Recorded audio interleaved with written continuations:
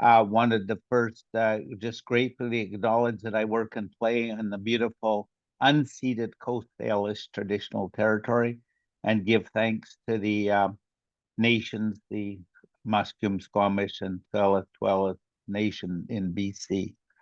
Having that kind of acknowledgement, I just want to give a couple other acknowledgements here. I was looking through some of my material, and in October 2017, my wife and I went to hear Esther Perel and Dan Savage talk about relationships. That was at the Orpheum Theatre in Vancouver. And their presentation was just fascinating. But one of the things that Esther Perel said is we expect too much from relationships. And she talks about, again, how we fail to connect, how we can do better. However, her mantra is that the quality of our relationships determines the quality of our life. So this comes from apart from another Belgian psychologist that works with couples. And I thought that would be a nice place to start. So again, the quality of our relationships determines the quality of our lives. So many decades ago, one of my mentors, John Gottman, was having trouble in his own relationship. So he thought, what better thing to do than to study relationships and see what goes on, amongst couples. So he and one of his buddies got together and they hooked people up to biofeedback machines. They videotaped them. They collected things like blood samples, urine samples, and they were looking at many different aspects of what happens in relationships. Well, 20 years later, after they came up with their findings and their research, John held his first workshop in Seattle for professionals like myself. That was in 1996, and he summarized his research and he put it together in a way that I found absolutely fascinating. So, just a couple words about my own background is I have been almost from the beginning of my career in psychology, interest in social psychology, but also interest in systems, how systems work and how they go together. And of course, I see a couple's relationship as a system. And so what Gottman put out was very, very incredible for me to see the amount of energy and time he put into researching what does happen in relationships. Now, one of the things, Valentine's Day yesterday, I was listening to some of the different talks on the radio, and one of the things they talked about was soulmate, finding your soulmate. And so the Gottman said something very interesting. He said, you know what? Forget about a soulmate. There's at least 100,000 people out there that you'd have a fine relationship with. I don't know what his parameters was on that, but I thought that's sort of opposite idea of finding a soulmate. There's lots of people you can have a good relationship with. So what does happen in couples relationships? Well, again, I just want to talk about John Gottman a little bit more because his work was absolutely fascinating in terms of the detail he went into finding out what happens in a relationship. But I also want to tell you, John Gottman's at University of Washington. Well, in our backyard here at UBC, we also had two other psychologists, Sue Johnson and Les Greenberg, that were also studying couples. What their study was not on what happens with the couples at home, but what happens in therapy with couples. And I thought that was very interesting too, because they came up with a system of what happens in relationships. So I'm going to try to put some of those together for us tonight to see if we can understand what happens and how this can affect any relationship we're in, family relationships, friend relationships, whatever. Gottman's research was confined to marriage relationships. And he went further in his research. So by the time I started to study with him down in Seattle, he had a house that he had couples come into, and they lived in this house. The media called it the Love Lab. And there he could do even more investigation on what's happening when the couples are together, when they're having discussions, when they're having a fight, when they're just sitting around, hanging out with each other in this apartment they had, and it was sort of lucky for me because I got there where I could actually see the little house that he had for the couple. Of course, nowadays, because we can take cameras home, and some of the research, of course, that's ongoing is different than that too. I also want to mention one other aspect. I won't get into it tonight, but another thing that John did, he wondered, well, what happens to the kids in these families with the couples? And so he set some of his grad students in studying what happens with the children. So again, his study kept branching out into other areas of interest in that too. And he had some very good findings about what happens with the children in relationships. And I just want to, this is sort of an aside here, but I want to put a plug in. He found that fathers were very, very important in family relationships and in raising children. So just to mention that. So what then do we want to have a look at? Now, I'm going to show you a couple of very complex things. I don't expect you to get everything, but I want you to get a sense of the complexity of what he was studying. So I wonder if Patrick, if you could just put on the Gottman the map that I had there for him. The one that goes into this kind of detail here.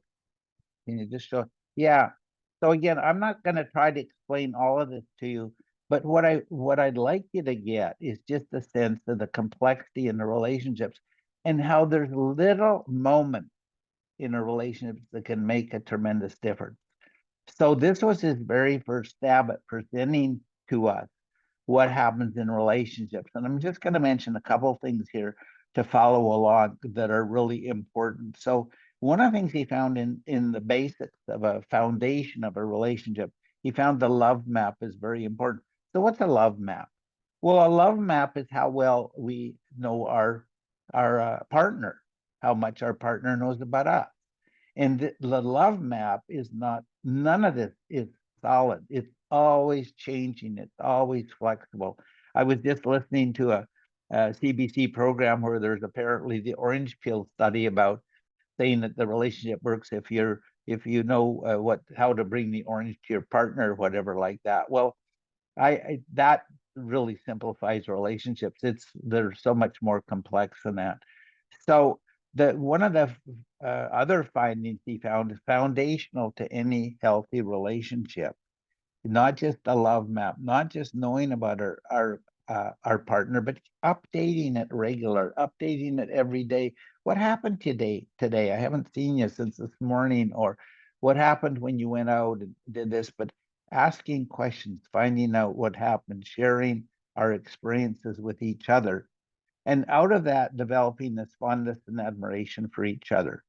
If I know my partner's done something that I'm really proud of, that's really, it brings a nice feeling into the relationship, something I can be proud of.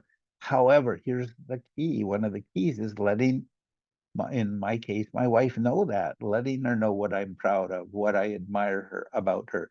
Because lots of times we can have these feelings, but we don't express them. Gottman found out it's very important to express them. In the next part of the foundation that he found, he calls it turning towards or turning away.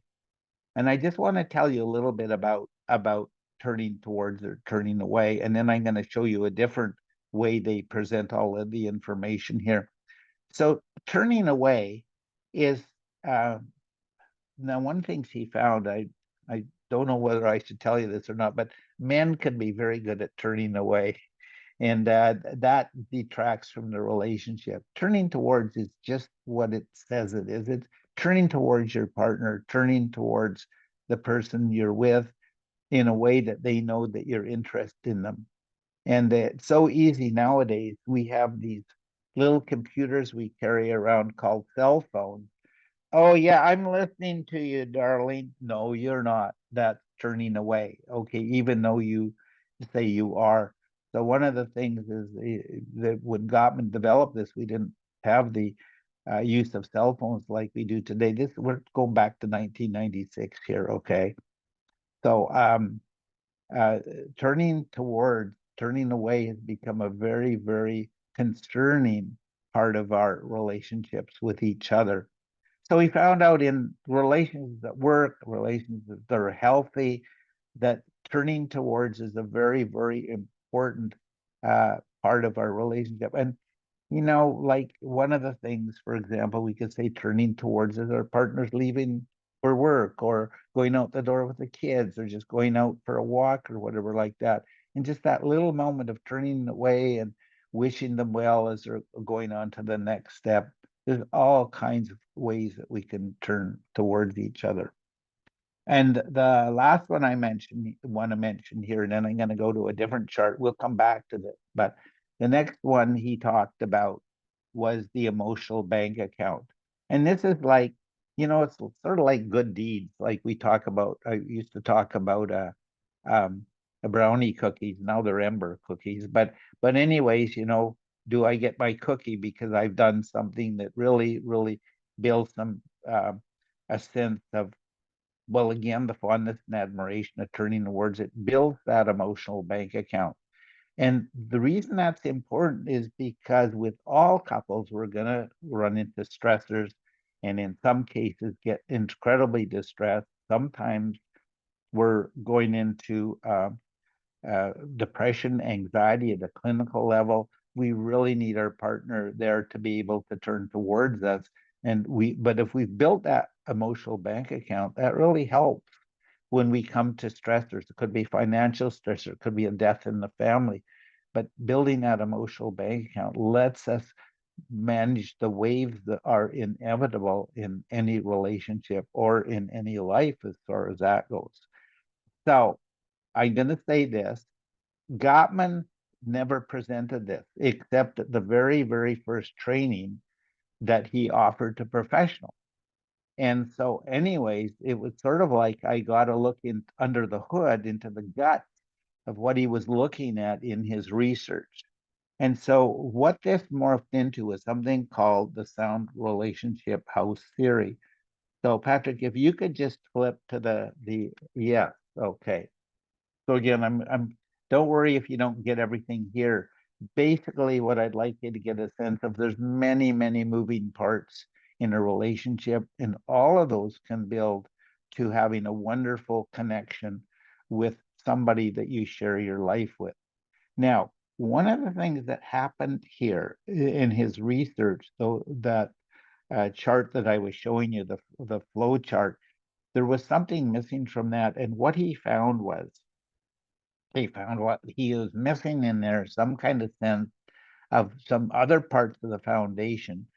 And they're the dark parts of the house there, the pillars of the house build on trust and commitment. And so a relationship is not going to be very healthy without trust in that relationship. I know that secrets are part of the thing that take away from trust when we're not telling our partners what's going on. I have worked with couples where they came into the relationship with a heavy financial burden that they didn't tell their partner about. Well, that certainly undermined the trust when the other partner found out about that. So you could have commitment in the relationship, but that trust is really important. The other part of it, I can have a lot of trust for you, but if you're not committed to the relationship, if you're not committed to working through all of the things that we're going to have to go through, we're not going to do very well either. So again, with the sound relationship house, and this is a really also the change that he came up with. He himself had the flow chart, then they built the house. Okay. I still really like the idea of the flow and some of the things that happen. I will come back to it. There's some important things in that too. So again, as I basically put out to begin with, the foundation here, besides the trust and commitment, is the bottom of the house is the love maps, knowing each other's world. And again, I can't say it enough that is done daily, maybe even hourly, where we update each other on what's going on. And that can be things outside of our relationship, it can things within the relationship, what's happening right now with you that I'm not telling you about? Well, to build that love map, I have to let you know that. I have to tell you, it's really difficult for me to tell you this, but you know that when you leave those things lying around, it really upsets me. And I'm not exactly sure why I get so upset about, but I need to tell you that upsets me. And here's another key finding that I just really like this one, because this is so generalizable to any relationship you're in. So one of the things that John talked about was that in relationships, if we don't let each other know what we need, that doesn't bode well for the relationship. There's ways we do that. I'm going to talk about that as we go on here. But again, very, very important. Let each other know what you need. Don't guess. Don't make your partner guess. And that was one of the other things I was listening to today on CBC, where they're talking about the orange peel thing that, in a good relationship, your partner knows what you need and can bring it to you. Well, I think John would disagree with that. Sure, that's nice if you know what I need and can bring that up for me, or serve that to me, or talk about that with me, or let me know that's a concern or whatever. But no guessing. Let each other know. One uh, couple that I was working with, the husband thought he was going to do a really, really wonderful thing for his wife and buy her this pendant for Christmas. Well, he didn't talk to her about it first, and he opens this present that was this pendant, and oh man, did she have a rough time. She got really upset because it was the color she didn't like. She didn't like the pendant. She didn't like the idea of it. So what was building, the husband thought as a moment of connection, was not connecting at all. As a matter of fact, had the opposite effect.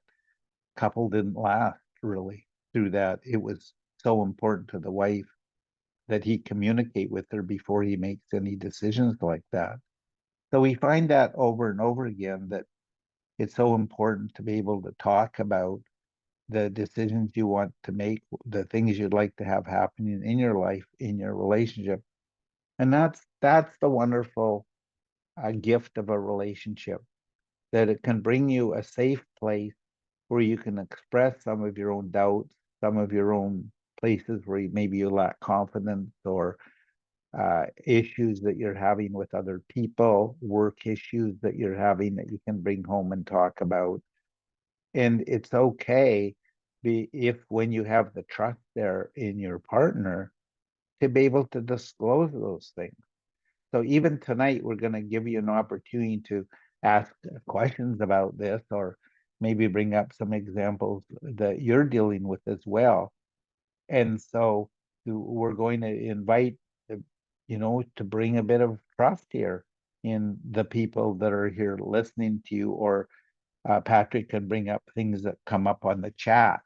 So if there's questions that come up for you as I'm presenting some of this information to you about the research base, about what we know about healthy relationships and how they don't work, to what can destroy relationships. And sometimes for one person, it might seem a very trivial thing, what can really wreck a relationship. Um, this is where I have so many clinical stories, and I have to be careful here, but because of confidentiality. But I one of the things we do in the Gottman therapy is we invite people to talk about how they got together. We usually start out our therapy, how did you meet? What attracted you to your partner? What were some of the building blocks that got you to go to the next step and go for another date? And how many dates did you have building the relationship, and what happened? So I can tell you that there was one couple I was working with. They were separated and really going apart, but they thought they'd give it a last hurrah. And so anyways, they came into the first session, and I was asking about the history of the relationship. And I could just see Oh, it was just a marvelous feeling I was having because it's like I saw them falling in love again with each other. Just they had forgotten about how they got together and what was really important in terms of their history. Well, they went apart from that first session. I was so hopeful. But what happened again, you see this little thing, the cell phone? Well, in between the first session and what was supposed to be the second session, I guess the husband had a little bit too much to drink. He left some texts, some messages for his wife that weren't very pleasant, and they were coming from a place of, I'll call it alcohol stupidity. And so for the next session, which I was really excited about uh, um, having with them, the wife didn't even want to come back to do it. So boom, right off the bat, they ruined the opportunity for them to get together again, and they had some children involved, and that was really disheartening for me to see how that they could do that, how they could go from that real heart loving connection to each other to destroying it, and the choices that the in that case the husband made. It was really painful for me to see that because they were starting on it, getting back together again. So again, we'll look at some of the things that caused that split. So I think what I want to go to, Patrick, if we can go back to that flowchart one, because I want to talk about the Four Horsemen. And Gottman, lots of times he's best known for coming up with the finding of these four horsemen that are destroying relationships. So um, I'm without going through all of this, I'll go through a couple of them, but he talks about going into negative sentiment override. That's a really, really interesting. So this is negative sentiment override is like when you have a grudge or something your partner, your wife, your husband did that day before you left, before you separated in the day, or even maybe it's a Saturday and you're both at home together and something one of you did and it puts you into this negative sentiment or now you got a grudge. And so what Gottman found out is there's different ways to handle that. But what often happens in relationships that leads to the downfall or the lack of connection in a relationship is people start up negatively. Well, when you talk to me that way this morning, it really put me off. And so he found out that negative startup, when you start a relationship or anybody, if you can see, you might see this in the store. I've seen this when I go in the store and people have a complaint to make, and they start off really negative and they start accusing the clerk that had nothing to do with the product or whatever like that too. So we see that negative startup, and it happens. I know I work with people in work situations with the boss, and they talk about how the boss always starts off their feedback sessions with negative startup. And so Gottman found out that's so damaging to our connections. And there's a book written, Women Are from Venus, Men Are from Mars. And Gottman says no. He says that isn't the way it is. He found a couple of gender related factors that do affect a relationship. And one of them is when the husband, so this is gender related, when the male in the relationship, and I also want you to know he went on to study same-sex marriages, different racial marriages, in this crossed all of those boundaries. So when the significant partner uh, is not accepting the influence of the other person, and that would be like the turning away, that bodes really poorly for the relationship. And this is where he came up with the horsemen. So the horsemen, the four horsemen that are relationship destroyers. And again, I mean, you can test this out if you want to try to destroy a relationship. I don't recommend it, but certainly the first one, and we know this, we learn this at a very early age that criticism is really destructive. And when I was in university, when I was a student and taking some courses, there were some of the profs who were teaching about constructive criticism. Well, doesn't work. It's still criticism. Criticism is pointing out, some could be a problem the other person is happening, but instead of coming at it from a supportive point of view, you start to impugn their motives about why they're doing that, and you're criticizing the mess that they left, or the birthday that they forgot, or whatever it is.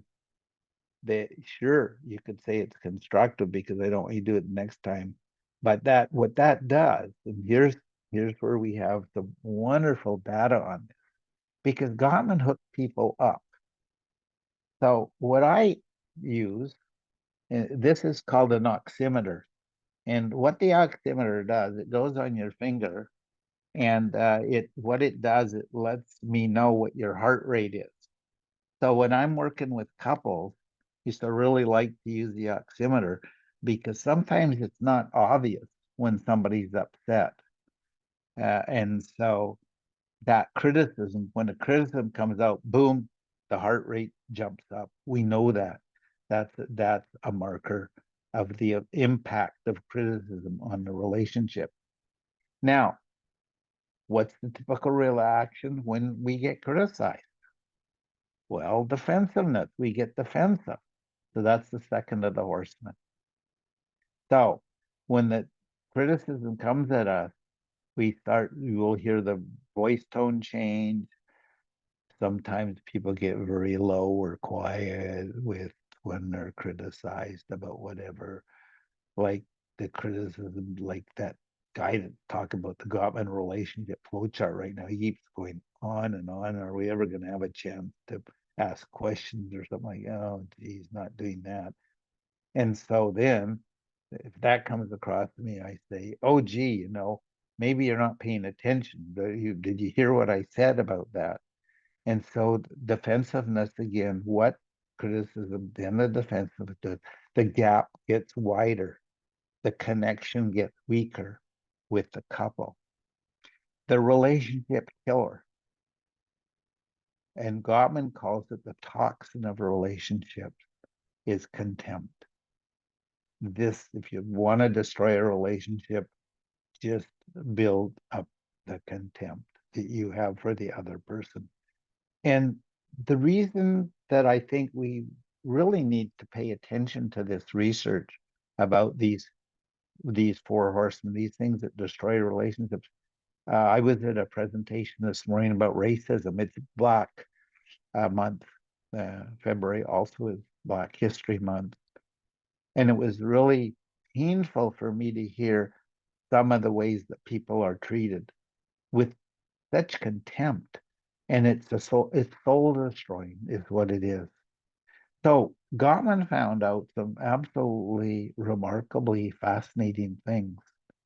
He found out that when contempt is being expressed in a relationship, it predicts the infectious diseases of the person on the receiving end of the contempt in the next 2 years. So this is unbelievable when I first heard him talk about it. That contempt, it's not just destroying the connection between us, but it's actually affecting our heart. It's affecting our well-being. It's affecting our immune system. It weakens it. So again, if I go back to what Esther Perel said, when she said that the relationship is foundational. The quality of our relationships determines the quality of our life. Gottman found that out through his research.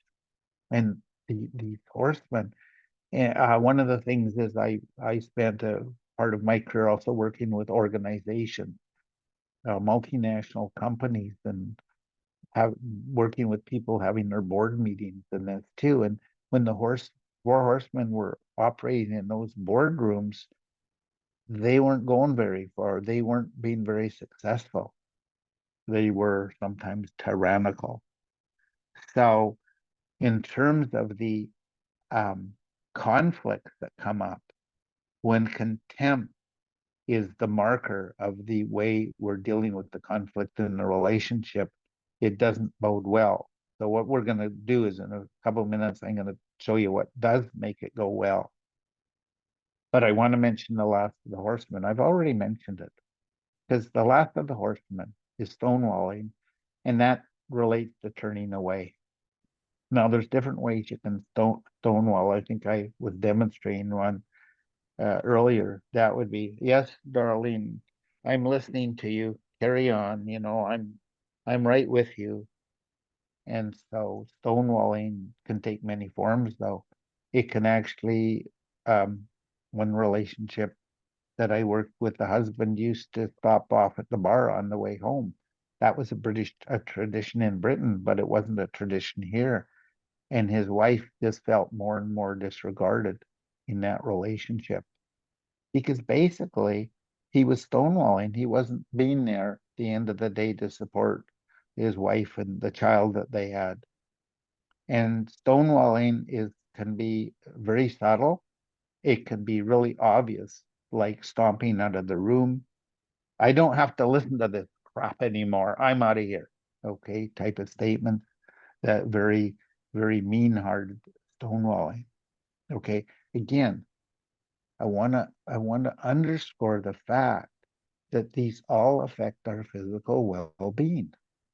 It affects our physical life. And that's why what Esther Perel said, again, when she talked about the importance of relationships, that was underlies his research underlies her statement how important it is to our life.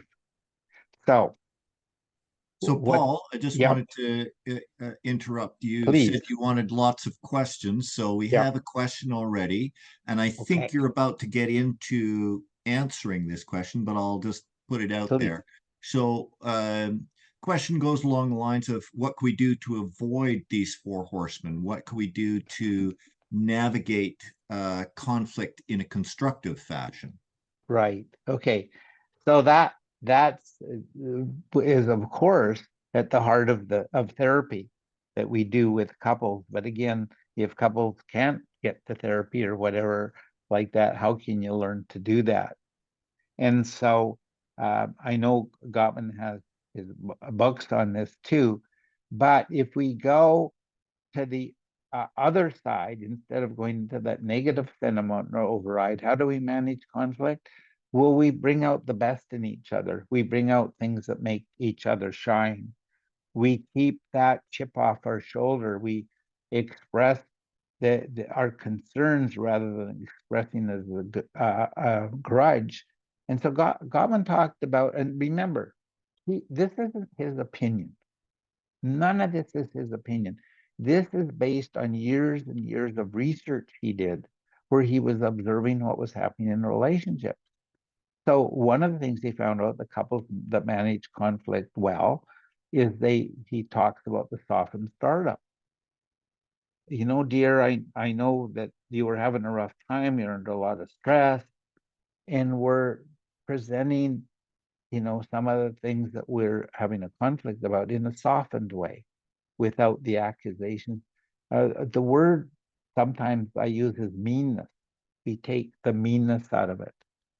And, I really, really like it when I'm working with couples and I see them even catching themselves being mean. So this is another thing that that Gottman found out about couples in conflict. He found out, he lists them actually, repairs. And a repair, one very common repair that we all know about, I think, is the repair of an apology. Okay. So if we use what Gottman found out here, then apology has to be heartfelt. Okay. An apology has to acknowledge what our partner must have experienced when we did some dumb, stupid thing or we weren't considered or whatever we did that needed an apology.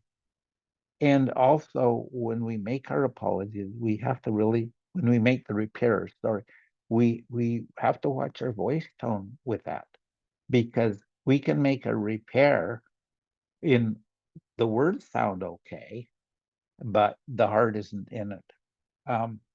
I have a collection of public apologies, and this isn't from Gottman's research, but it certainly his research supports it. Apologies that are really hollow, that really don't mean anything, that don't acknowledge the type of pain that I might have caused you. Okay. When those things aren't acknowledged, that doesn't bode well for managing conflict. So to manage conflict, and this again, I hope some of you already know this really well, is to manage conflict, we have to really understand what's going on with our partner. We have to really get a sense of what is it they're dealing with. And there's a couple activities that John and with his wife Julie developed over the years. One of them is we used to call it the aftermath of a fight, but then we found out, well, not always a fight. It's just sometimes we do some things we regret doing. And so we have a procedure that we recommend couples work through that step at a time. But it starts out with acknowledging, again, what it must have been like for you when I did such and such. Okay. So the really important part about managing conflict is to see our role in creating that conflict. Are there alternatives? What can I ask my partner about? Is there some way I could have done things differently in a way that don't bring up the conflict? Now, I love this. This is a Starbucks cup, okay? And this is remarkable because on the back of a Starbucks cup, they used to have these things called the way I see it, okay? And the way I see it, 160, I should know this off by heart, by the 160, is the a quote. And I'm going to read you the quote, and then I'm going to tell you who the quote's from. So bear with me. The quote, 69%, think of conflict again. 69% of all problems in relationships are unsolvable. What? They're about differences in personality or need. They never change.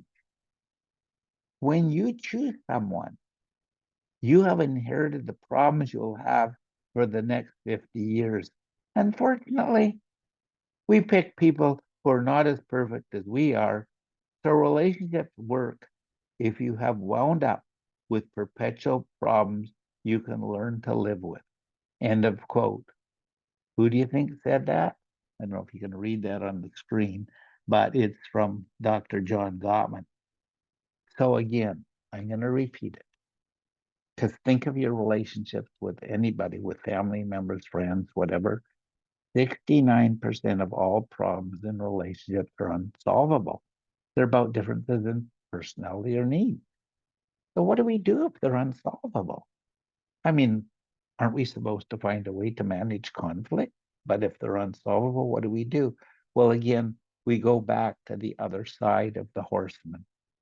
Instead of criticism, we get curious. We ask questions. We try to find out what's going on. Instead of being defensive, we look at what we have done, what we might have, how we contribute to the problem. And part of the thing is, yeah, there's some things I can't change, or they're really difficult for me to change in what I'm doing in the relationship. So instead of being defensive about it, is acknowledging, yeah, that's one of my vulnerabilities. I've always been sensitive about rejection, and I sometimes when that rejection button gets pushed, I have a physical response. And so rather than blaming it on you, so that's another part of defensiveness where we blame it on the other person. So instead of blaming it, looking at what we've done in it. instead of contempt, a love, kindness. One of the things I'd like to introduce just for a couple of minutes is loving kindness. It's a practice that comes from Buddhism. It's a very, very simple practice. There's 6 lines that we can memorize and see if we can come from that place of kindness, of develop loving kindness with each other. So again, when I feel like I want to criticize you or either defend myself, there are other options. There's other ways to go on it. And this is again what Gottman found out. He talked about the softened startup, as I mentioned. He talks about respectful influence rather than browbeating or manipulation or worse. He talks about keeping our positive feelings on our sleeve. Okay. And one of the things we know from and this is, I haven't mentioned this yet, but one of the foundations of my work is coming from the neuroscientists. And what we're learning from neuroscience, and you all know this, this is not going to be rocket science for you. What we practice, we get good at. So if I practice being kind to you, being loving to you, I get better at it. If I practice criticizing you and blaming you and being defensive all the time, I get really good at those. One of the things we know about anger is a really healthy emotion because it lets us know something's important. But again, we can express our anger in different ways, in ways that allow me to stay in contact with you, not to browbeat you or to try to win my point of view and let you know how smart I am or how clever I am or whatever like that too. So in terms of conflict, another one, again, we learn this as children about soothing. So there's 2 parts of soothing. One is, how can you soothe your partner when they're upset? My wife's a lot better at bringing me a cup of tea than vice versa. I'm still working on that one. But those can be really soothing activities with each other, just like with children. The other thing that I also appreciate about what I've learned from Gottman too is we can self-soothe. There's ways we can self-soothe when we get upset. And get this one. He said sometimes we need to take a break. Sometimes we can't stay in the room with each other because our heart rate, we're so upset that our cognitive abilities are diminished and we're not able to be right and to say the right things. So he says, take a break. And again, with runners, they're able to check their heart rate out and we can let their heart rate come down so we can start to de-escalate the conflict and find ways to make our connection better. And that's the repair attempts again. What can I do to repair? There's been a disconnect here. How can I repair it with you? What can I do that'll draw us closer together? That I'm still not worked this out completely, but the folklore about never go to bed mad with each other. I think there can be a lot of truth in that. Now, Gottman didn't research that particularly, but certainly it makes sense to me in terms of the soothing that we can do for ourselves and for each other. Maybe I can just fluff your pillow up a little bit for you or do something that lets you know that, it didn't go well for me, but maybe we can still find a way to be connected with each other. Because if we're problem solving and when we're upset, those cognitive processes don't work that well. As I was studying John Gottman research and how it affects couples, the year before that, actually 2 years, year and a half before that, Joseph Ledoux came out with this book about the emotional brain, and he identified something that I call the amygdala hijack. And that's that part of our brain that gets bypassed. And it's pretty useful if there's a bear chasing us or a predator or an enemy or something like that, that had really good survival value. Unfortunately, in our relationships, it can be very destructive. And we know that one of the concerns in all mental health and also with policing is domestic violence. And we know that aspects of domestic violence are impulsivity. People do these things, and then after they've done them, they might experience intense regret unless they're psychopathic or they don't have those kind of feelings. But in the heat of the moment, they do terrible things. And again, just a little political comment here about the gun laws or any kind of weapons around the house. Those aren't very useful because in those moments of impulsivity, we don't remember the soften startup. We don't remember that, hey, I want to connect with you. I want to have to soothe myself and maybe soothe you too. Those go out the window. So, but my goal would be to see get rid of those guns that can cause that kind of harm, because we know how our physical being, when we get into those states of mind, we don't do very well. We say awful things, and that was the example I gave with that couple where fueled by alcohol or the inhibiting effects of alcohol, things were said that really wrecked any opportunity for that couple to reconnect with each other. So like I say, I'm trying to give you an idea of some of the how to manage the conflict. But as I mentioned before, accepting our partner's influence really helps. Just being able to talk about those problems. Now, one of the things I run into with couples with young children, well, when do they get time to do this? Well, as I used to say to my kids when they were young, I don't care if you're not tired. Your mom and I need the space. I need you to go to bed now. I need to have that space where we can talk about things that are important to us to talk about. So again, sometimes we have to create the space for us to dialogue about these problems. A date night. Uh, we know there's good research about date nights that those can be really helpful. Just get time away from the house, the family, to be able to talk about some of the things that are going on for us, some of the things that can be difficult with that background of self-soothing. So one of the things that I bring into my work with couples is mindfulness practice. However, I don't teach mindfulness practice as a instant coffee. None of it, even learning about what we've learned from Gottman, is instant coffee.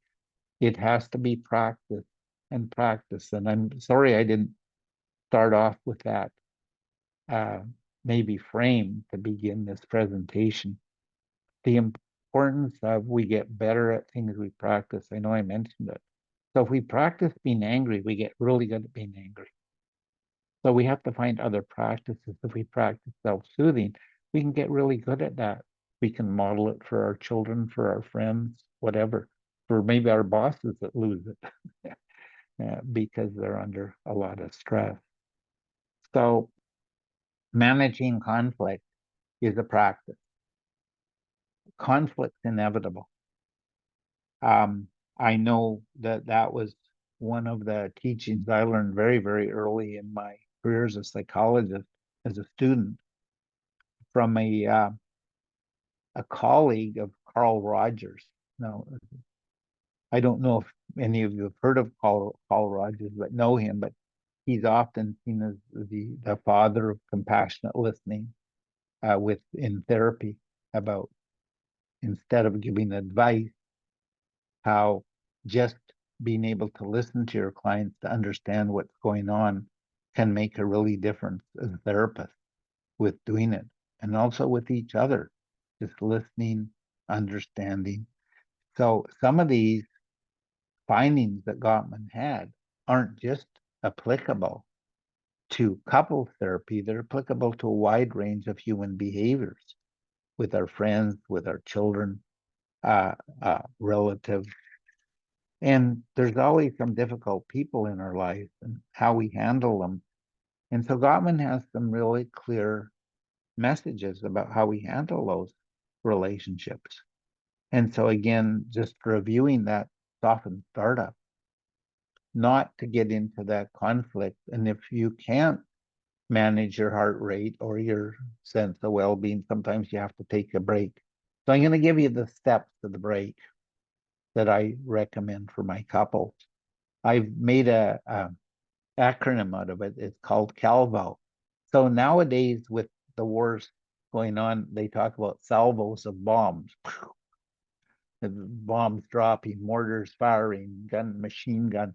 Those are called salvos. So I came up with Calvo as a alternative. So the first two letters of CA is for calming. And that again is what Gottman recommends, that we have to calm ourselves before we can have those dialogues. If we're really upset with each other, if the heart rate's going, we're not going to be able to do it. So he recommends that we take he says 20 minutes, okay, to calm ourselves. The L is for listening. I've already mentioned that we have to stay calm and listen to each other. The V, and this is another gift from Gottman, and we know about this again, is to validate the other person wanting to be in a relationship, wanting to talk about this really touchy subject with us, just to validate our partner's contribution, in our community, in our lives, whatever. The validation is really important. Appreciation is a form of validation. Okay. And this is based on his research. This is what he told us. And then the O is in education, they talk about overlearning. Well, the same thing as practice. So again, Calvo, we stay calm, we listen, we validate, and we practice it over and over and over again. That's the O part of Calvo. So that all came from that very first workshop I took with John about what he recommended in ways of handling conflict, that we have to really evoke that Calvo principle and to bring it to each other to work through it. And if we can't stay calm, he said to take a 20-minute break. Now, I know with some of the couples I work with, 20 minutes is not long enough. Sometimes they need a day or two. And what the neuroscience people have taught us, that the amygdala hijack is adrenaline. We're pumping adrenaline. Okay, we really want to fight. The fight or flight or freeze response that comes with that hijack. But the other thing that the neuroscientists have told us about is it isn't just adrenaline, but the glucocorticoids get triggered. And those glucocorticoids, once they get triggered in our body, those certainly take more than 20 minutes to calm down. Sometimes those can go on for hours or even days before our body metabolizes the glucocorticoids. So sometimes I tell people, look, at when you get into a really bad conflict with each other, you have to have the patience to be able to give yourself time to wind down. So there sometimes you can't solve the conflict right now. And as the Starbucks cup tells us, that some of those problems aren't going to be are unsolvable. So what do you do if they're unsolvable? What if you do having a conflict? And here I am telling you tonight, hey, this is unsolvable. Well, again, that's where the dialogue is really important, to bring the softened startup to the dialogue, to really understand what's going on. And one of the things we've learned about that is talked about a lot now listen to radio shows and in some of the literature, is that transgenerational trauma. So although Gottman didn't study that per se, certainly we understand that some of the things we carry into the relationships come from our parents or grandparents.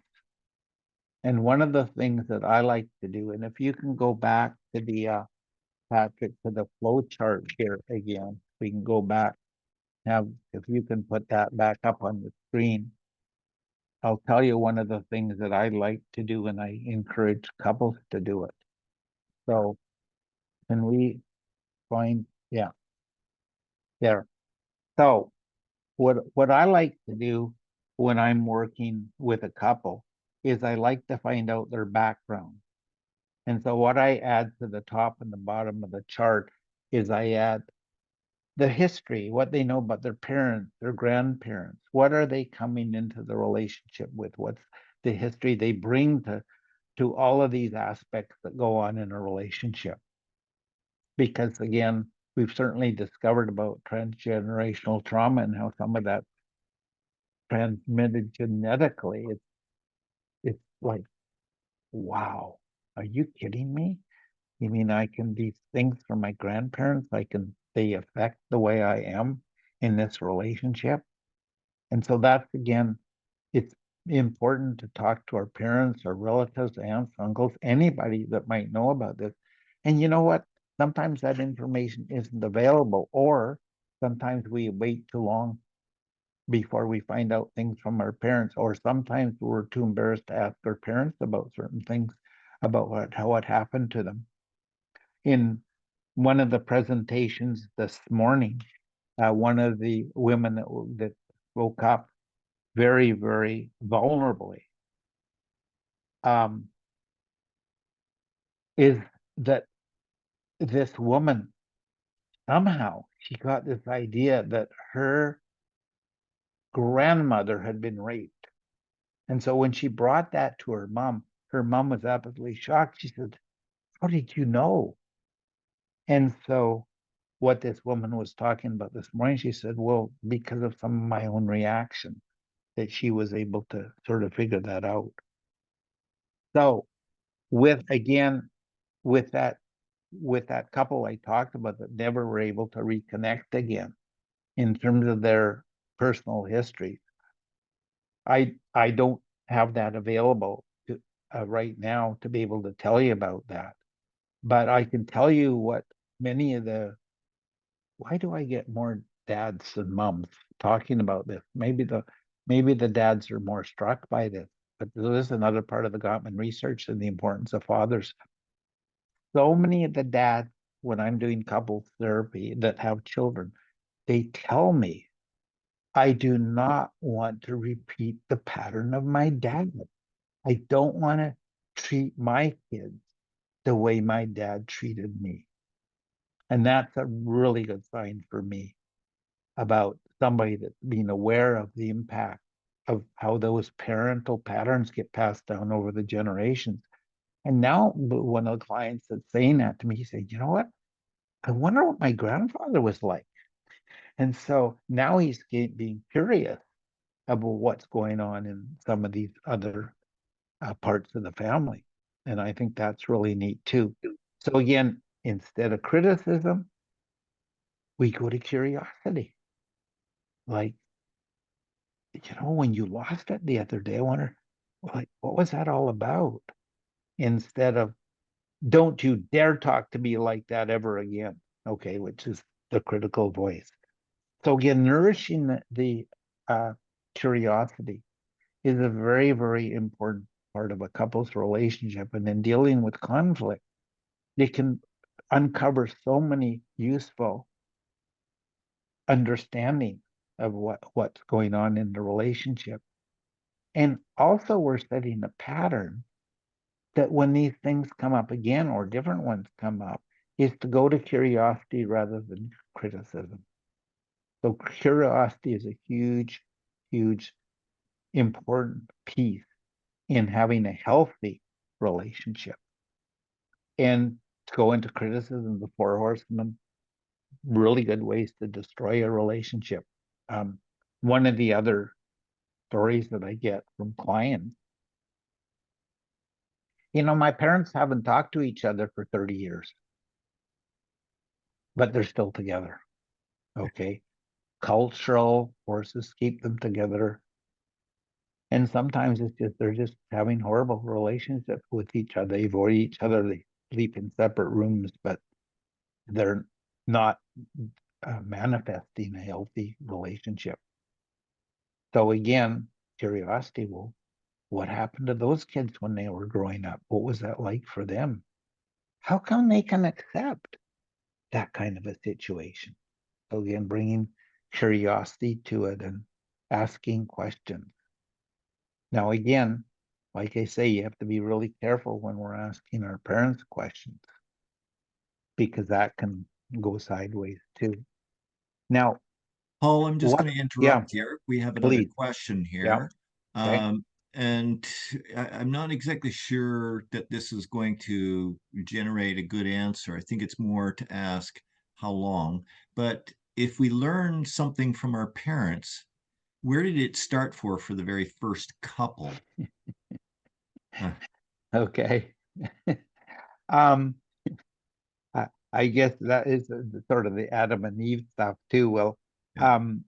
this is another fascinating area for me is studying the history, the biological history, anthropologists, and with that too.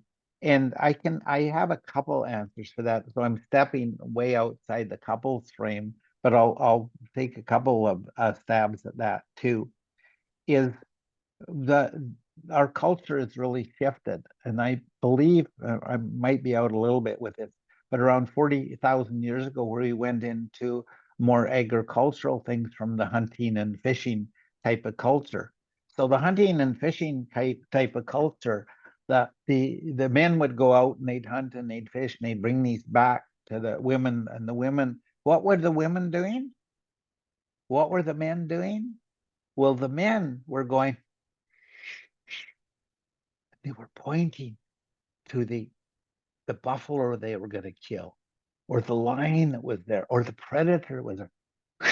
Very silent, big signal, okay, that they'd give each other. What were the women doing? The women were back in the village. They were mending things. They were preparing food. They were talking with each other. Okay. So there was a lot of communication going on with the women in the villages. So again, whether that answers that question or not, what the parents were doing, but the whole thing of romantic relationships was not, basically that wasn't important. Now, what was important though, they could still treat each other respectfully and warmly and things like that too. But we've certainly morphed into a culture where romance, and coming through Valentine's Day, we've elevated romance to unrealistic expectations of each other about what has to happen in a relationship.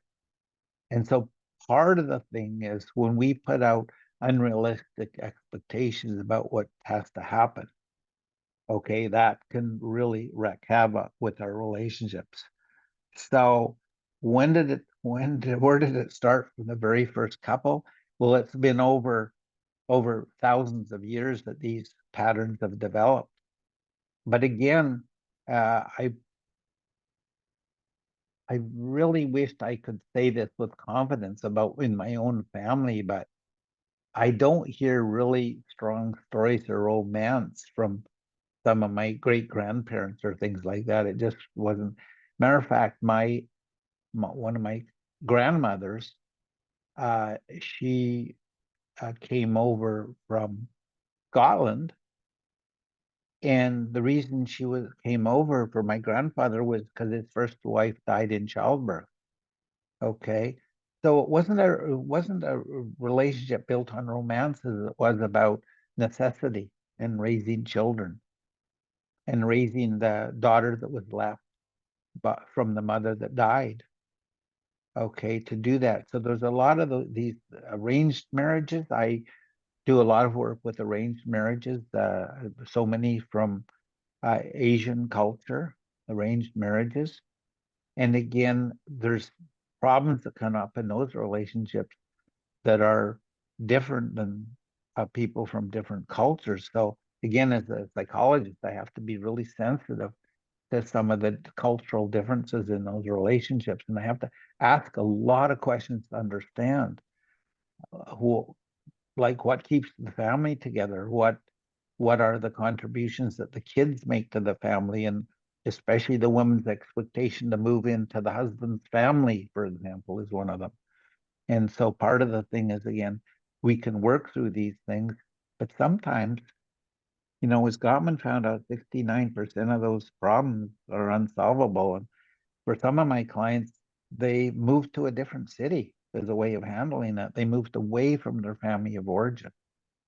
So again, there's, goodness gracious, what are relationships going to look like 50, 100 years from now if we're still around? I don't know. But again, what I do see is, because of the research, because of our knowledge, I see some really nice shifts in relationships where people are expressing fondness and admiration.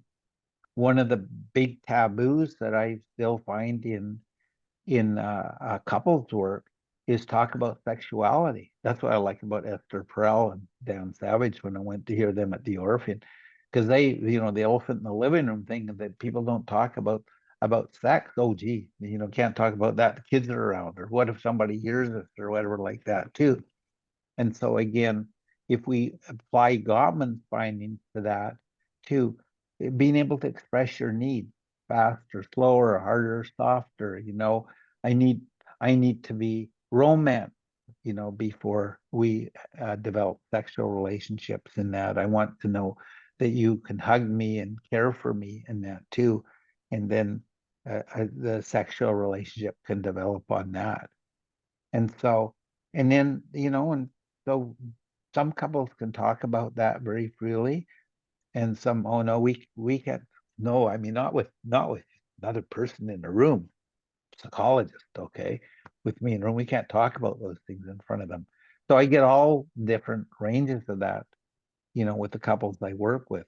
But we also know that the sexual relationships, it does fit what Gottman came up with about the importance of dialogue, the softened startup, accepting influence.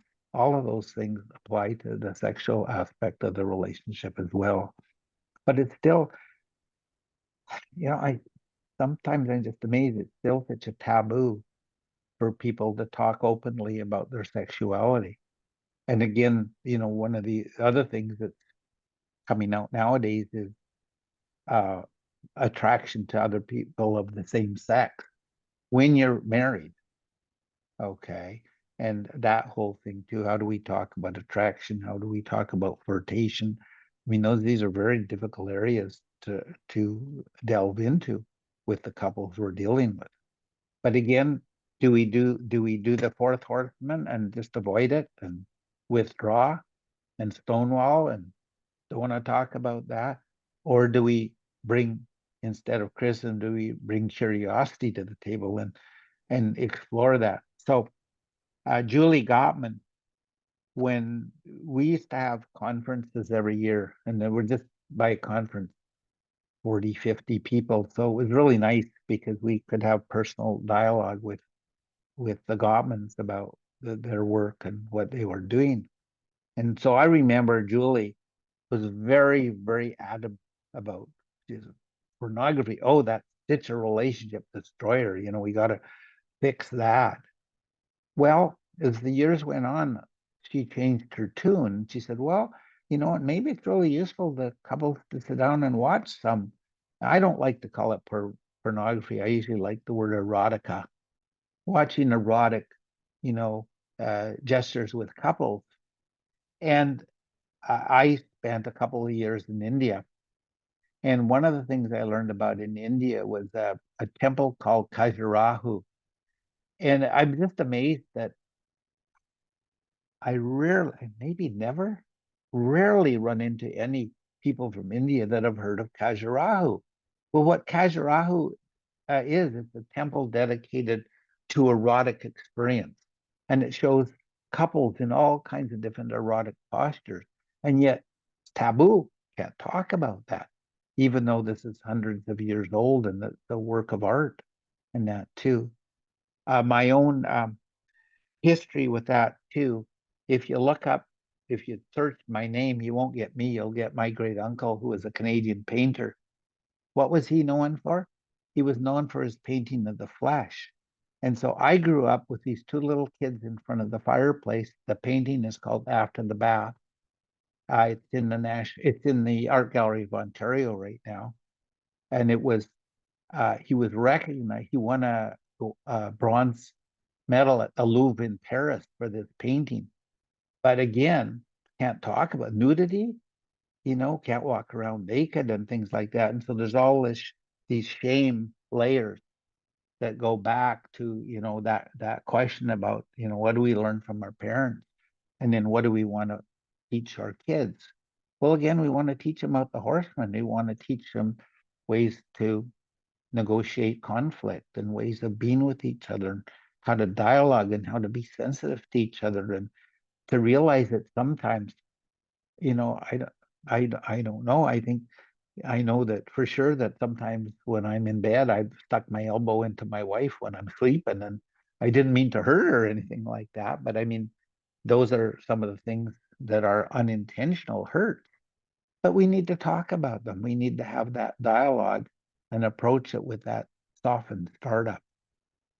So that whole question about, learning from our parents, I mean, we're still learning, and it's nice when our parents can talk to us.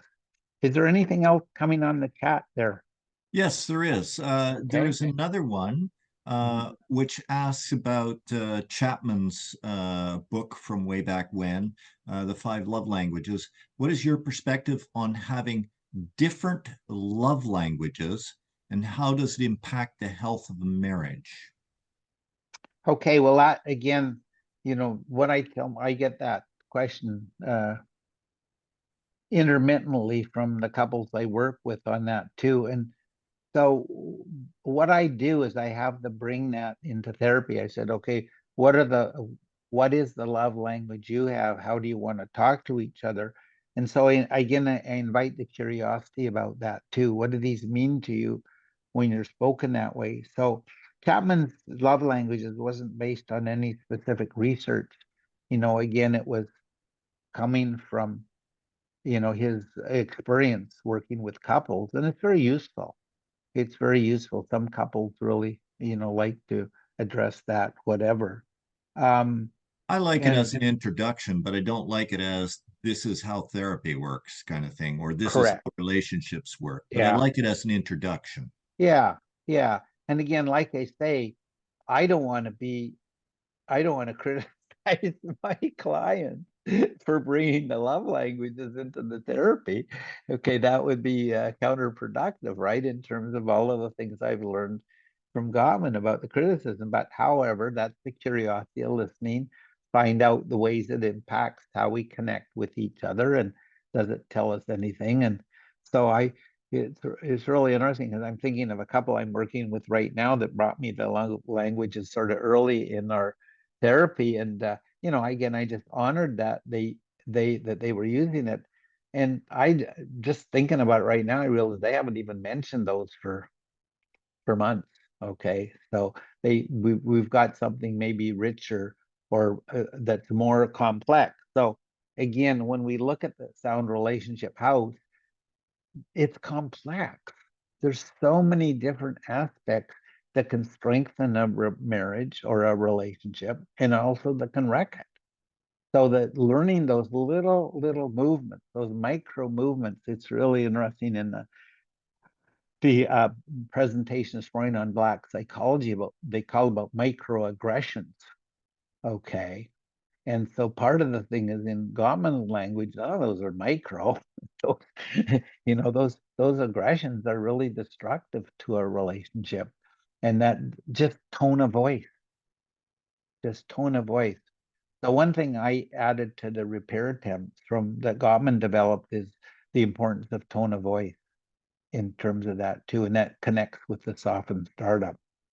Now, what I did want to do, and I don't know if this is the moment to do it, but I wanted to go to the butterfly, what I call the butterfly, and I want to bring in emotionally focused therapy and tell you what it tells us about some of those moment to moment aspects that happen in a relationship. Okay, again, you don't have to get all of this, but just to get a sense, there's a flow that happens in our relationship. So again, I'm a systems person. I like to see how the system works.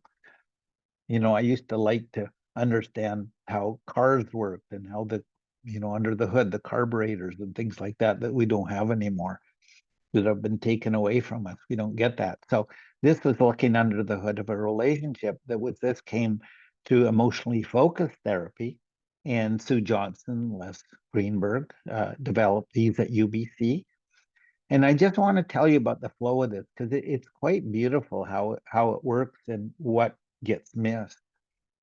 So we have two people, and there's some kind of alarm that goes off. There's something gets triggered, some hurt, some pain that comes up. Okay, and there's that loss of that connection. There's a loss of safety in the relationship. So what happens is, well, we go off into reactive feelings.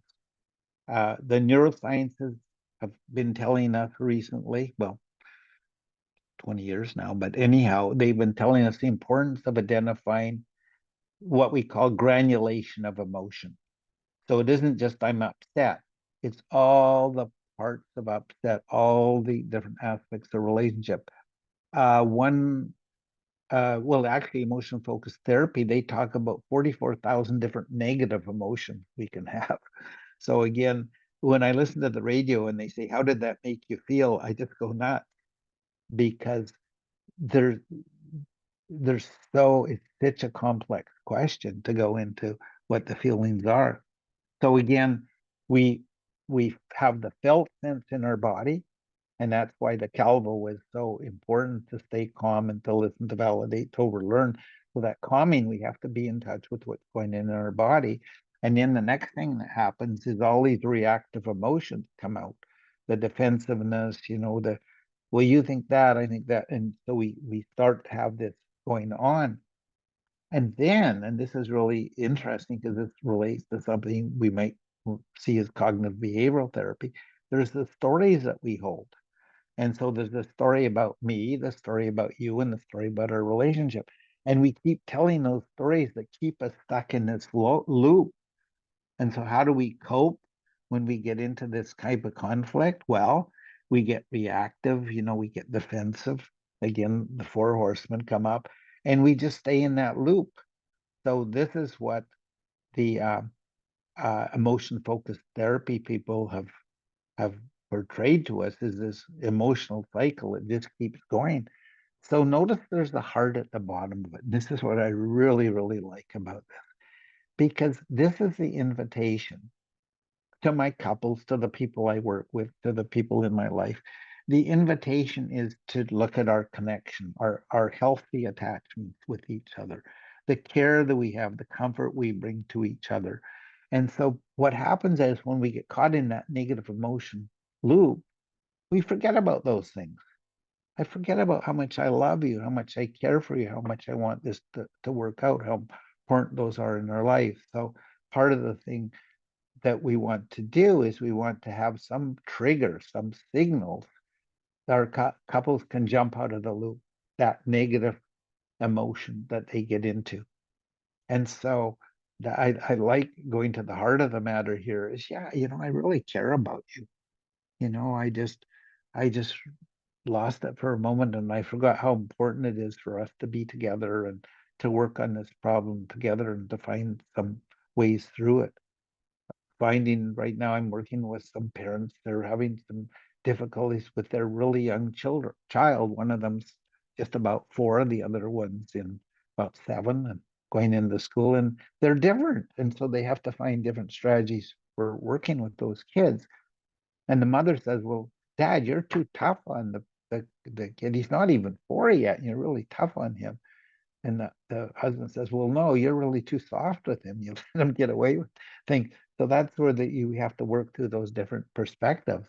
And each partner in that relationship make some changes in that. And they listen to each other, and what could they do differently, and what would dishonor what they believe is important about parenting, and what would support it.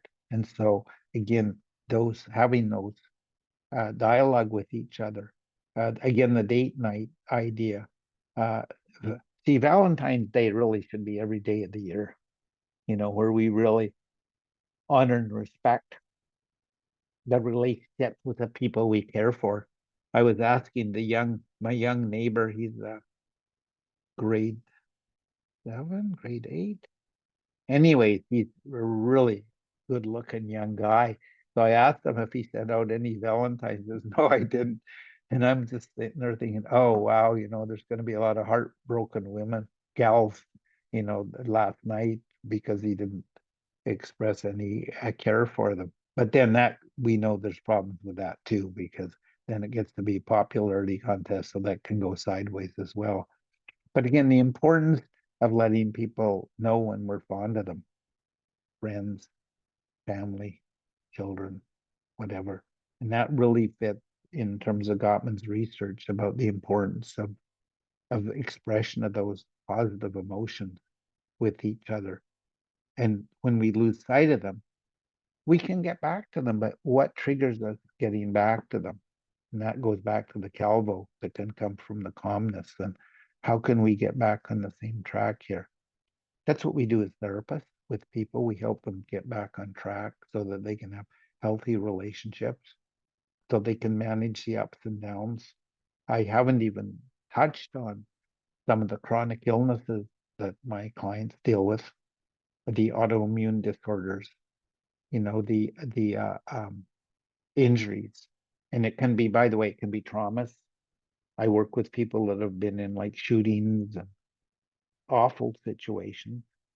And how can they support each other with that too? Because the person that's been traumatized is much more liable to go off, that away from being calm, and really a lot of difficult getting back to it. However, I believe in practice. I I was working out. I don't know if any of you in the Vancouver Burnaby area knew about Fortius. It was the health and fitness center, and the Toronto Raptors used to have their September games there, and they blanket everything off so nobody could see them playing there. But the reason they were going there is because there was a lot of really good um, physiotherapists, sport med doctors, massage therapists, Pilates instructors, yoga instructors, or whole, you might say, stable of health professionals there. So, anyways, they also had a gym there. Obviously, the Raptors were practicing there. So I said to my coach one day, I said, you know what? Wonder if I can shoot left-handed. Well, I'll tell you, we started practicing shooting left-handed. And at first I couldn't even hit the basket. I couldn't even get it in the right direction. But as my left arm got stronger, I started to make some baskets and could do this. And I kept practicing. And then I started doing layups. Well, to do layups, on the other hand, is even more difficult because it's the opposite. And so I got to where I actually could do layups, left-handed. Not bad, not quite as good as my right, but pretty darn good. And I like that as a model, to know that when we practice being kind to each other, being gentle with each other, being curious about what's going on, as we practice those, the relationship improves. We feel much safer sharing things with our partner, discussing difficult topics, things we've been avoiding. And we're building that basis of that love map that I really like that idea from Gottman about building that foundation of love with each other. And love just means, it can be heartfelt, but some people are more cerebral, but they can still bring understanding to the relationship with the love map. Is there any other questions Yep, coming up we got here? another question here for you, Okay. Paul. Yeah. And that is uh, what would you recommend for communicating with a conflict avoidant partner, a partner who prefers to disconnect and isolate, even disappear when disagreements arise? Yeah, this is a really difficult one. I can tell you some of the things that I have done. And first, acknowledging the discomfort of the avoider. There's a reason they're avoiding. That could be curiosity about the past, what's happened to them, the difficulty of being intimate with another person, disclosing, um, the things they believe they have to keep secret that I can't talk to you about. And there's a very, very simple thing that I invite couples to do. And this is the one thing that no, I do it with Zoom. I was going to say I can't do it with Zoom, but I definitely do it with Zoom. Holding hands, sitting in front of each other. One of the things is for anybody that knows my therapy, they know I didn't have a couch in my office. I didn't like couches in my office because I wanted couples to be able to sit in front of each other on chairs and to be able to dialogue eye to eye, face to face with each other. So sometimes, if your partner's avoidant, sometimes just starting with just sitting with each other for a couple of minutes, holding hands, whether you're looking in each other's eyes or not, it's okay. There's an ancient a practice from, I think it's Tibetan, called Tatrek, and where you just gaze into your partner's eyes. Okay. And sometimes I recommend that as a first step, as the opposite of avoidance, and to acknowledge the discomfort with doing it, how awkward it feels to have that kind of intimate connection. And it's okay. It's okay because when I go back to that shooting left-handed, do you think it felt smooth the first times I did it? The months I did it? I don't know how long I did it for, but eventually it started to get smoother. But boy, it was sure awkward at first. And therapy can be really awkward at first. I always appreciate the courage of couples that they'll come in and, put their relationship on the line and let me see that.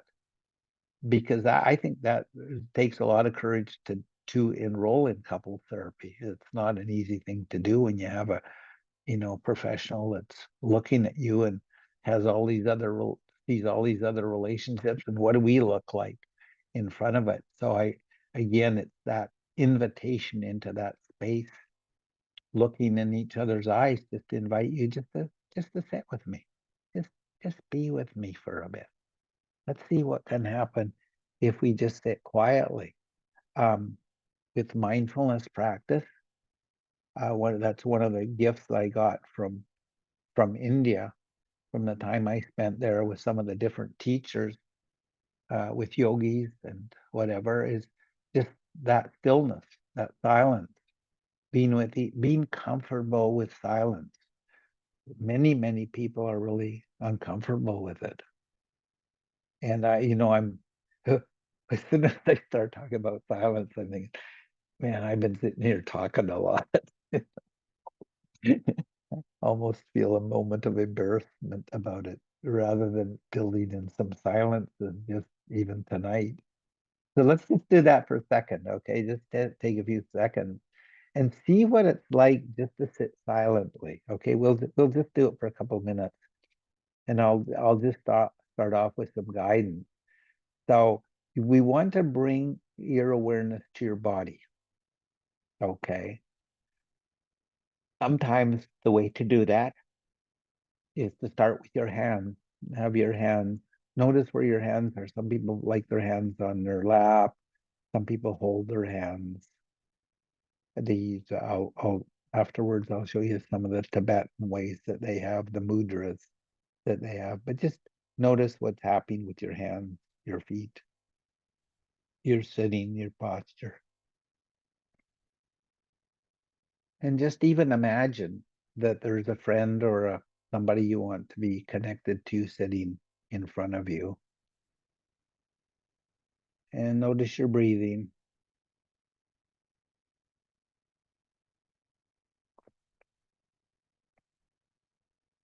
One of the breathing strategies for relieving anxiety is to breathe in for 4, and breathe out for 8.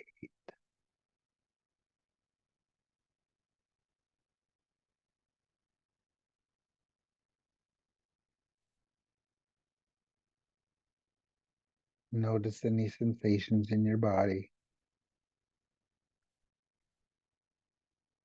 Notice the thoughts that come to mind.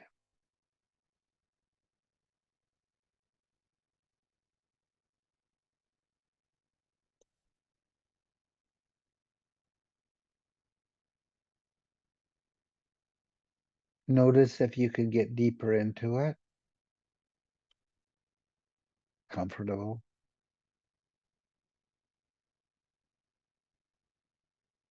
Enjoying your being, enjoying your body, no matter what's going on, injuries, discomforts, just being with them. It's okay. Nothing lasts forever.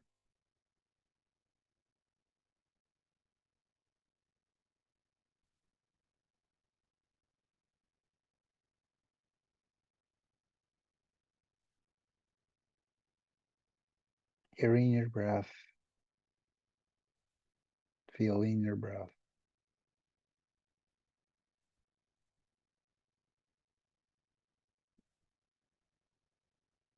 Finding value in being silent, in being still.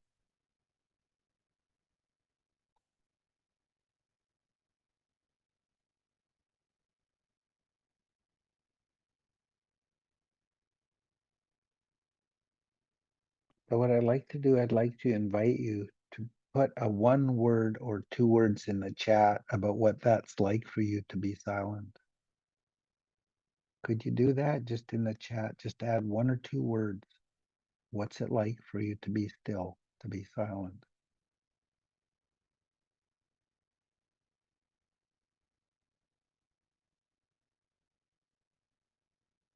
Are you able to read the chat? Yeah, I was going to ask you to, I'll do it. Okay, refreshing, peaceful, calming, calm, peaceful, calm, beautiful, and calming. At peace, it's not easy. Calming, calm. Thank you. Yeah.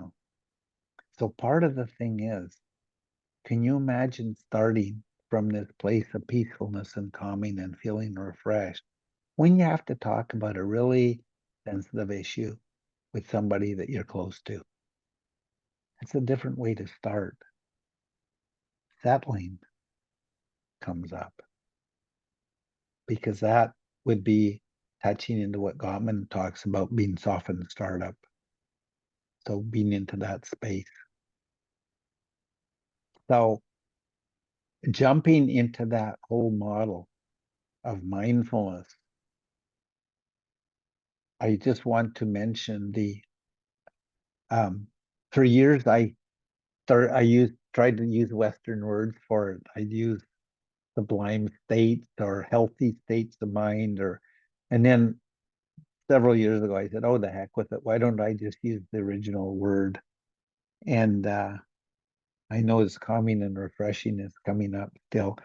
Um, so these are called the Brahma Vijaras, and Brahma is the higher, and Viharas is states of mind. And so one of the things is that I recommend to my clients is I give them the Brahma Viharas. And so I just want to tell you what they are. And then my next ventures into the use of Brahma Viharas in my therapy with clients, because I want them to have this practice with each other that they can do. So the first one of the Brahma Viharas, I've already mentioned it, is the loving kindness. How do I practice being loving and kind to you? Okay. Because there's all these differences we have. I don't like the way you put those things. You didn't load the dishwasher right. Gee, nobody picked up the kids, or there can be all those things. But again, with the loving kindness, to find a way to be kind, in with our relationship with our partner too, just to be kind. And you can practice being kind to the clerk at the store. You can practice being kind to the people you meet on the street that you're just walking by. So it doesn't have to just stay in a relationship. So that's the first of the Brahma Viharas, being kind. The second of the Brahma Viharas is being compassionate.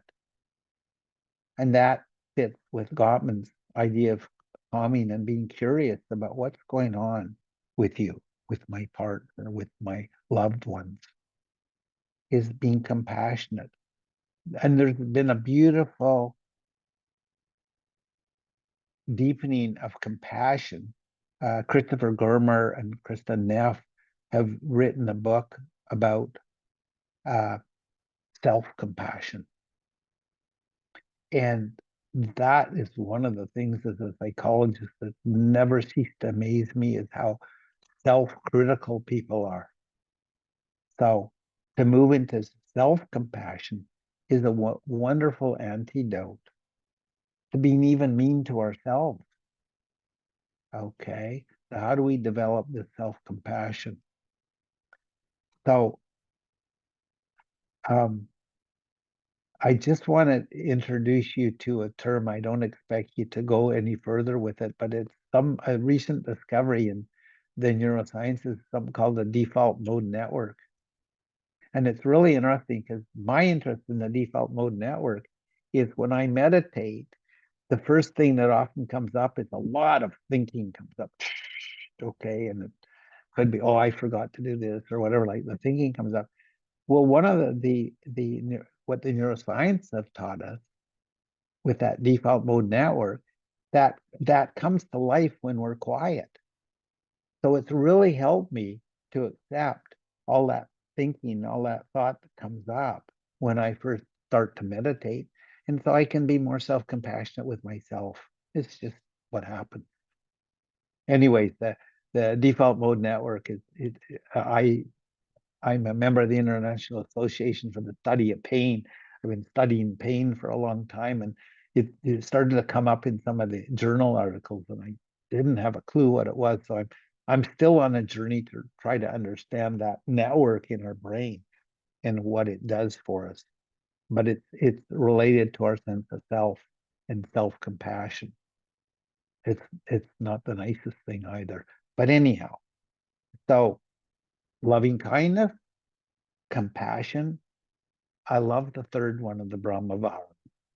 And this is one that I was mentioning it we have these meetings of psychologists, and we don't sing and we don't dance. Well, the third part of the Brahma Viharas is joyful, being joyful with each other.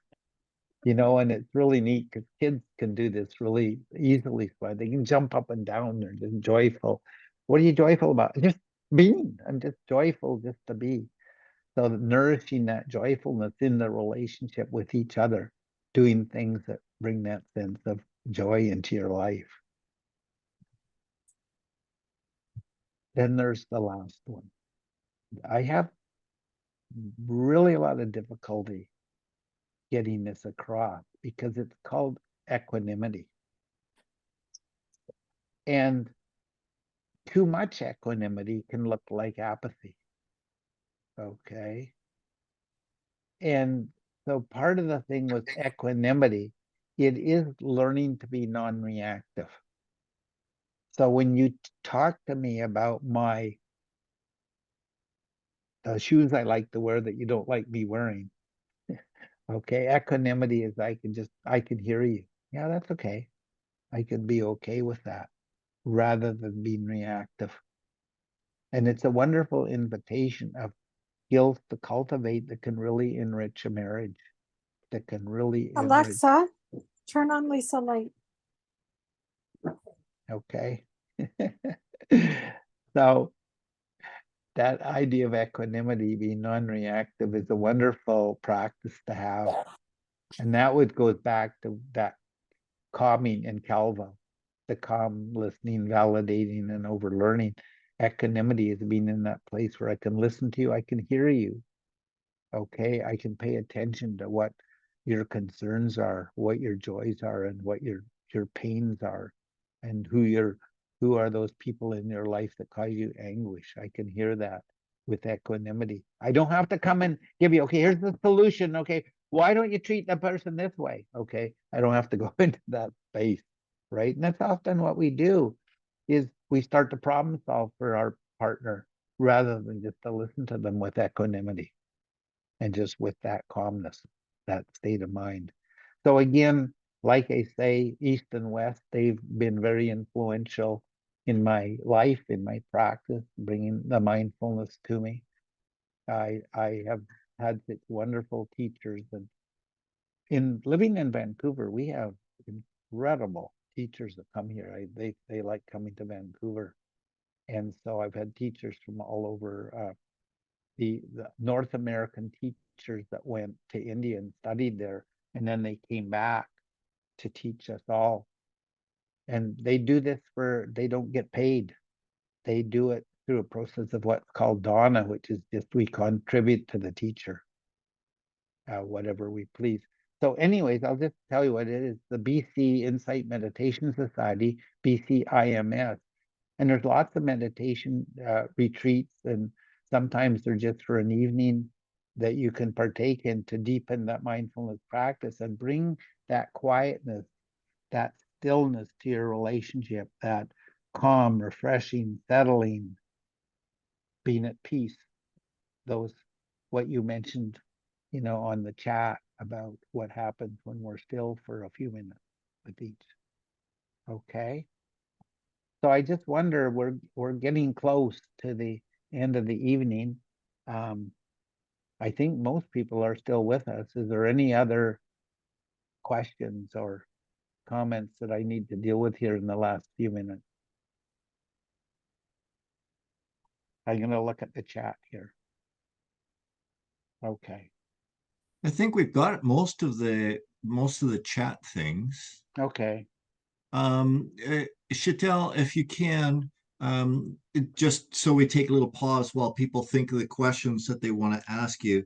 One of the things that we're going to be doing is we're going to be recording, or we have been recording. So this will end up on our YouTube channel, the BCPA YouTube channel, in about a month's time. We would also like some feedback on this particular presentation. So Chantel, I believe, is going to provide the survey link in the chat there, so that you can provide us with some feedback. You liked it, you didn't like it. What would you like to see more of? What would you like to see less of? That kind of thing.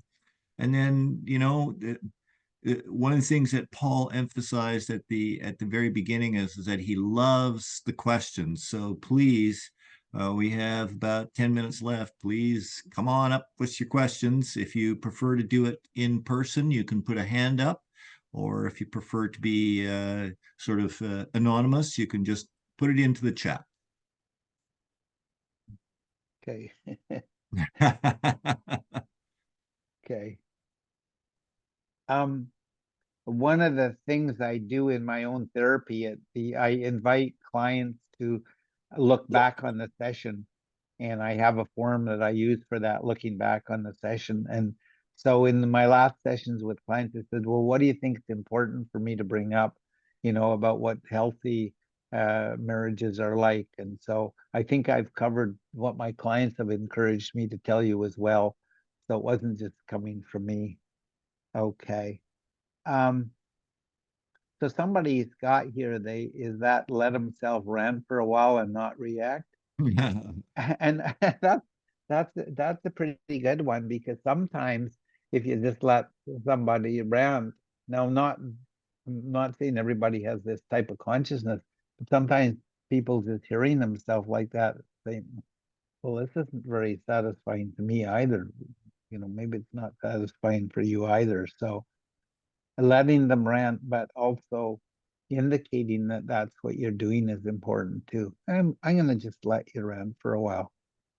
Okay, so that's a really good one. Is that let himself rant for a while and not react. Well, it's a tall order not to react sometimes too. So that's where the self-compassion comes in. That you have to be, if you're not able to get into that equanimity and listen to your partner, that's okay. But again, you can still practice. You can still have that as an intention of what you want to do with it. So Somebody wanted to know a little bit about, looking at the different approaches of couples counseling. So you've briefly mentioned EFT with Sue Johnson. There's also Harville Hendricks with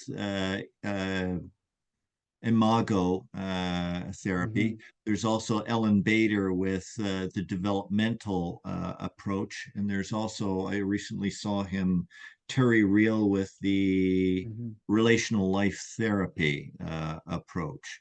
Just wondering if you had any comments on any of those. Well, um, imagotherapy, I have some concerns about some of the assumptions with imagotherapy, and I've had work with some clients that had that first. And sometimes the assumption is we're attracted to our partner because of their wounds. Right. Okay. And so I don't always find that a very useful approach. And I started actually using Harville Hendricks a long time ago, but I kept running into difficulties with that assumption because it's not always accurate. And as a matter of fact, I think it can be destructive. So I think if the therapist really knows what they're doing, they can handle that. But I personally, that's why I really, when John Gottman said that 69% of all problems are unsolvable, I'll tell you the relief it brought to me because I used to be beating myself up when I wasn't able to help clients, you know, connect with each other. And so when he came up with that, I thought, oh, that's such a relief to hear that, because now I can, using that as an assumption that we're going to have those kind of problems that are going to last forever, sort of thing. Then how do we manage those? And that I found that really useful. To Gottman brought me a tremendous relief with that too. Um, and one question here: when would you know the marriage is not working out and inevitably has led to divorce? Well, I do get that sometimes, and one of the things is I've used the framework of a healing separation, and again, really encourage people to use all the skills from the Gottman therapy in terms of divorcing. They can decide that, hey, we're not on the same track, so we divorce, but they don't have to be mean with each other. They can still avoid the four horsemen with each other and work on the kindness and that too. So that's what I do, because I don't want to give you the impression that every couple I work with stays together. Some of them definitely are headed toward divorce, and they just want to. Sometimes I'm the last kick at the can sort of thing with that too. But I want to reassure them there's still healthy ways to divorce. Maybe that's my next. What's a healthy way to divorce with each other? And then there's another one here. CBT and REBT may also be helpful for addressing issues within couples context, particularly if unhelpful beliefs and thoughts are seen as contributing to the issues. Yeah, for sure. And in a way, well, I would put Gottman more in the CBT thing, and I would put the Sue Johnson thing is more in the emotional aspect of it too. That's why it's called emotion focused therapy. So it's not as heady. It's really a lot of the feelings and getting to know the emotions that we have. So how are we doing? I think we're doing pretty good. All right. One last chance to ask one more question, and then I think we're going to fold things down. I think one of the things I want to put out, Paul, is that I think when people are looking for a couples counselor or for any kind of a counselor, this is something that I really emphasize is the fact that you know if you're specifically looking for a Gottman therapist, not all couples counselors are trained with Mhm, Gottman. If you're mhm. specifically looking for an EFT therapist, not all counselors are trained. So it's really important you go to our referral service and then phone some people up and say, hey, do you do Gottman? Hey, do you do EFT? Hey, do you do Imago? That kind of thing. And I think that's really important too for people. I have one other question they can ask. Were you supervised in doing the couples therapy? Yes. Because there's many people that do couples therapy that have read the book, but they've never been supervised themselves. For Gottman, we had to go through the training. We've had to submit tapes of our work. With EFT, the same thing. We had to demonstrate our work in front of other therapists. And so part of the thing is we've been scrutinized and gotten feedback from other therapists. And I think that's a fair question to ask your therapist. Have you yourself been done supervised work? So Yeah. anyhow, Yeah. my last kick at the can there. So Yep. I No, just that's want to fine. thank everybody. We had quite a group of people here tonight. I just want to thank everybody for showing up, because I know not everybody shows up that registers, and it's just so great to have a audience diverse. God, I'd like to know about every one of you that came tonight. So thank you very much, Patrick. Thank you, Shatil. Thank you so much for um coordinating this for me and making it easy for me too. So Oh, getting thank lots of thanks coming through the chat here. So okay, great. Okay. and want to thank you very much, Paul, for volunteering all this time. Wow, this is quite something. And my last kick at the can here is the word for mindfulness in the Eastern language is vipassana. V means clear, pasana means seen. So when we're practicing mindfulness, we're practicing clear seeing. So I Very wish you all a journey into clear seeing. absolutely. Thank Thank you very much. Okay.